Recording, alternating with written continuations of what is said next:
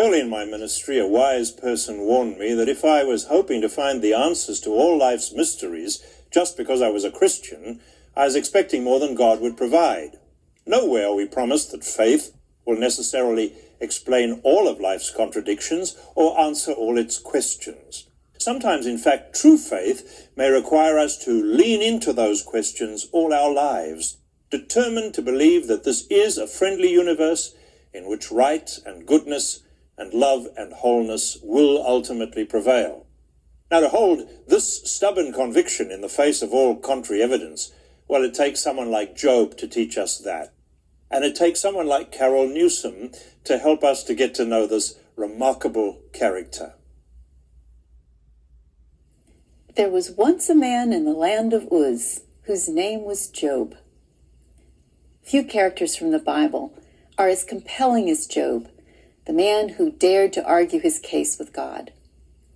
Few books of the Bible are as theologically challenging as the book of Job, for this book raises hard questions about the experience of suffering, about our desire to find a reason for everything that happens, about the place of evil in the world, and about the nature of God the Creator and our relationship with God.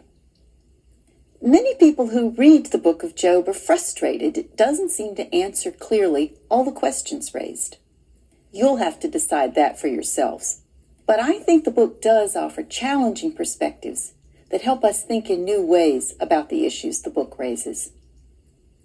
Although most of us tend to think of the book of Job as primarily concerned with the problem of innocent suffering, that's not the question at the beginning of the book. The crucial question raised in the first 2 chapters is this: why are people pious? Is piety a kind of religious insurance policy? Worship God and act morally, and you're guaranteed a life without trouble.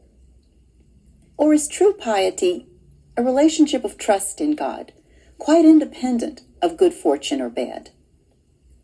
The book explores this question by imagining how someone with a great reputation for piety would react if suddenly his happy and secure life were turned upside down by disaster. Now, obviously, for the story to work, neither Job nor his friends can know the actual reasons for his suffering. Instead, as they begin to talk with one another, all they know is that these awful disasters have suddenly happened to Job. So they have to rely upon their inherited theological beliefs and their own experience to make sense of the situation.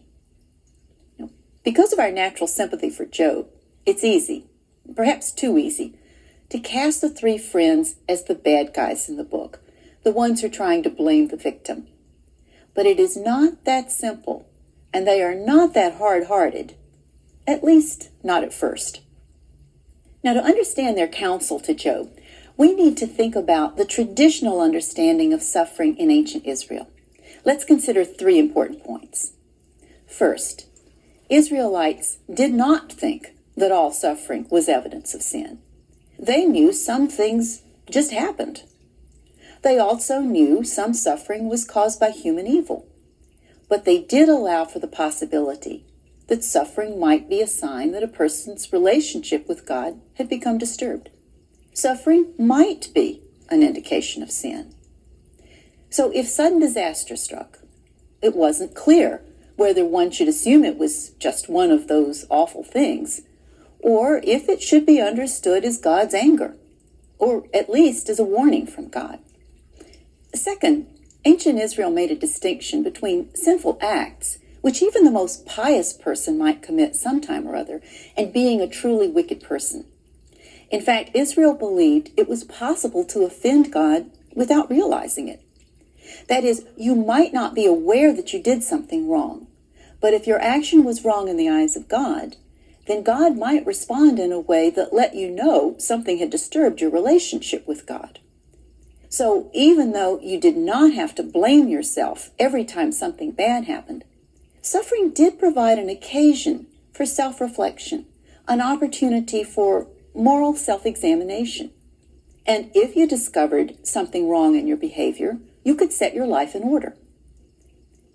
The third and most important traditional belief about suffering was that God could be trusted to respond to anyone who called on God for help. This assumption underlies the Psalms of supplication to God. An innocent person could call upon God for relief from suffering. So could someone who was being harassed by enemies. A person who thought they had sinned but did not know what they'd done to offend God might pray for forgiveness. And even the wicked who repented might be assured of God's help and compassion. This belief is the key to understanding the friends' advice to Job. They don't know, any more than Job does, why these disasters have overtaken him. They suggest several possible reasons. But they're not so much interested in finding an explanation as they are in urging Job to do what seems so obvious to them. As Eliphaz says, "If it were I would seek God." Each of the friends in turn counsels Job to examine himself, to put aside any sin he might find, and to trust God to restore him to a bright and secure future. You probably have noticed that the friends' attitude toward Job hardens during the course of the dialogue. They eventually accuse him of being one of the hardcore wicked. Why is this? From their perspective, Job's obstinate refusal to hear the wisdom of their advice, that is, his failure to respond in the way they assume any pious person ought to respond, suggests that Job may not be the person they thought he was. From the perspectives of ancient tradition, Job's response to his situation is astonishing, though not without some precedent. In part, the magnitude of Job's suffering may be the reason Job finds it impossible to accept the traditional advice of his three friends. Job describes his calamity as heavier than the sand of the sea, and for this reason his words have been rash.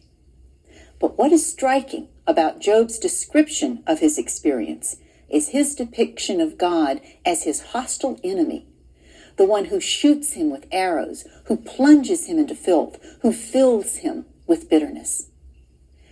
This language is not the language of the Psalms. Job's cry reminds us of the desolation of Saul, who was told by the ghost of Samuel that the Lord has turned from you and become your enemy. Even more, it reminds us of the bitterness of Naomi, who, like Job, had lost her family for no apparent reason. She says, "I went away full, but the Lord has brought me back empty. The Lord has dealt harshly with me, and the Almighty has brought calamity upon me." Like Naomi, Job entertains the possibility that for reasons he cannot comprehend, God has become his bitter enemy. More than the friends, Job is troubled by the lack of a clear reason for what has happened to him. He has done nothing to provoke such hostility from God. Even if he had committed some sin, his sin could hardly justify all this calamity.